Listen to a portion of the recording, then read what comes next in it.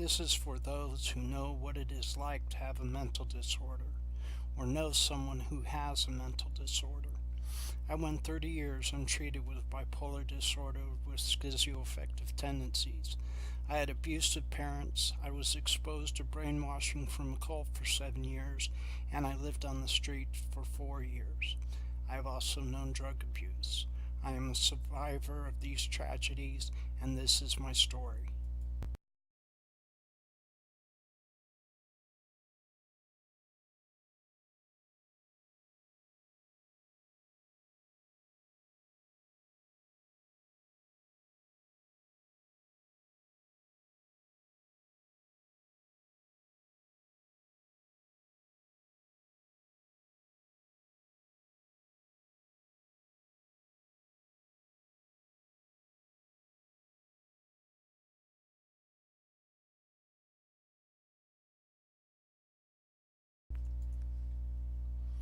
The day emerged apparently got a lot from the wear and tear on the ground that I had tread. Another way of saying that the devil was on the loose, or that luck was far from me. And what did I get as a result? Well, I was able and or allowed to write this. Was it for me, or was it for you too?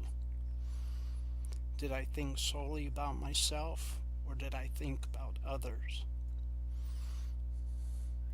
I have wanted for everyone that was good, those with good hearts, spirits, souls. The world is in the condition that it is in due to lack of interest in her well being. The world on its own is marvelous, beautiful, and awesome. Now let's throw men into the mix and muck everything up, because they don't feel the love from the gift of the universe, that which was offered freely. It is again because of self centeredness, hubris, and greed. I picked up a roommate in Soldotna and we headed up to Anchorage. I had known Jason before I was introduced to the church, and he attended the same church for many years. He left the church a year before I did. We did some shopping around in the summer for apartments before we arrived at the Alpine Apartments. She was an apartment complex with multiple units. It housed 125 tenants. When it was full, there were 5 units that had 25 apartments.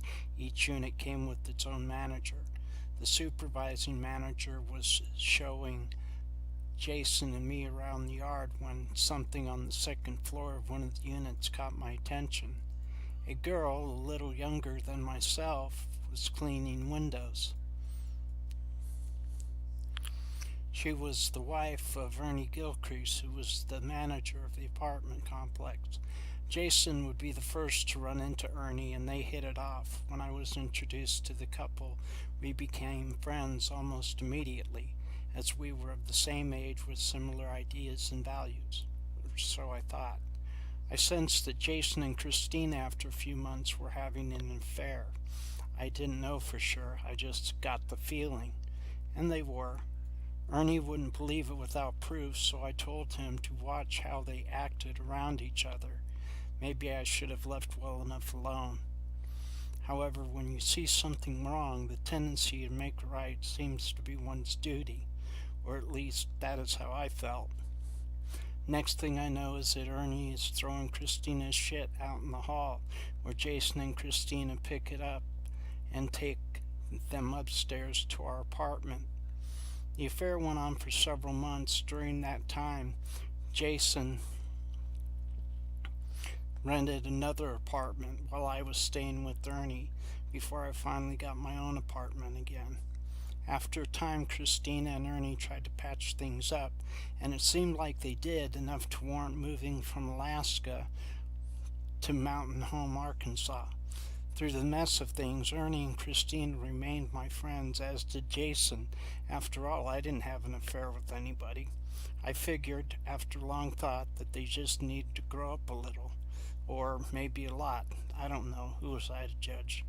After all, it seemed like we never leave the sandbox. It just gets bigger. And some of us may build sandcastles, only to have bullies kick the shit out of them. How can I say then that I had a psychotic break and spent a couple of days in the state hospital until I could convince professionals that there was nothing wrong with me?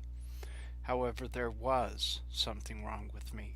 I didn't know what it was, but something was aberrant in my brain. And these were the days that I drank a lot, self-medicating myself without realizing what it was I was doing. And it would be 7 years later that I would finally be diagnosed. Until then, anything would go, and I was like a prisoner to my own mental process, which would sabotage me any way that it could, and do all manner of things deviant to steer me in the wrong direction. I hit the road, even ended up traveling with a carnival, which was just a front for dealing drugs and child pornography. When I got wind of it in Stockton, I told the mediator of the EEC, and a lot of people went to jail. The owner would not see the light for a while, not until someone came up with $200,000 for bail. It wouldn't be long before I ended up in Seattle, the state with the highest suicide rate per capita.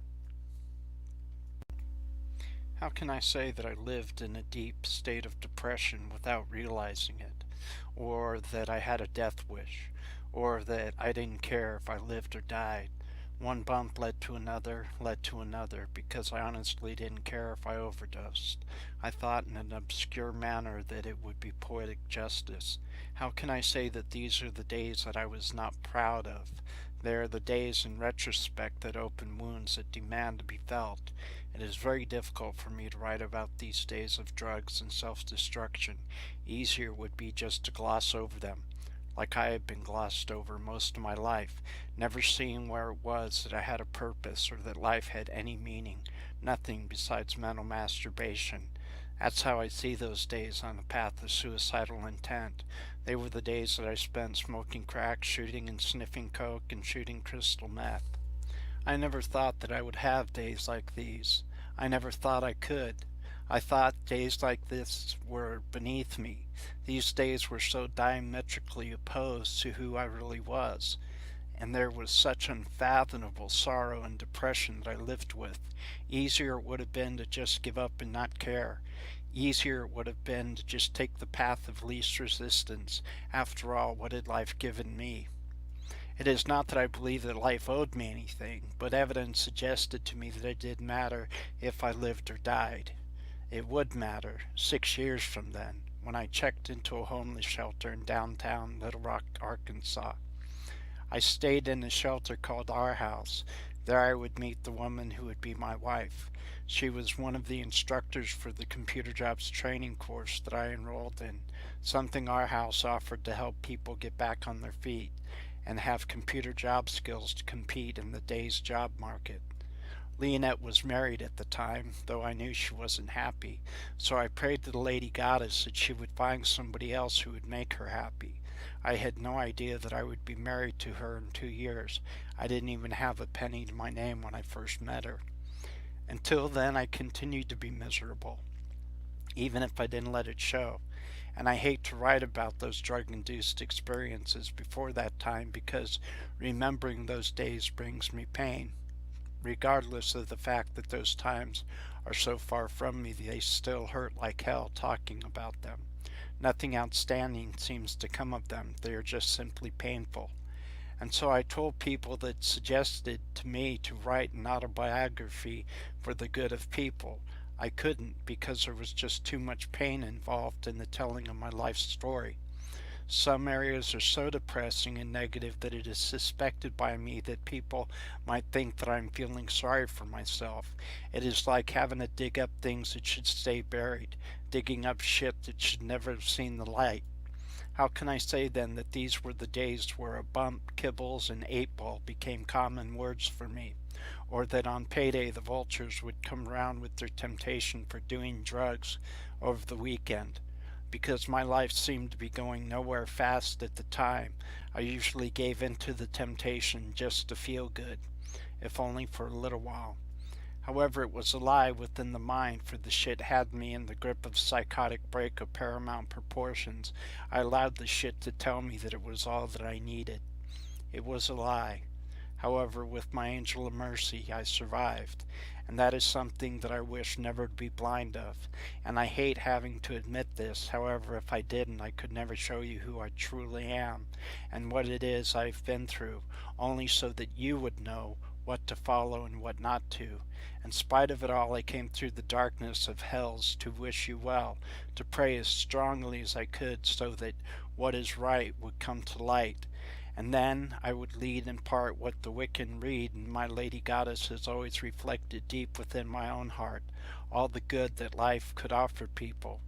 Bide within the law you must, and perfect love and perfect trust. Live you must, and let to live.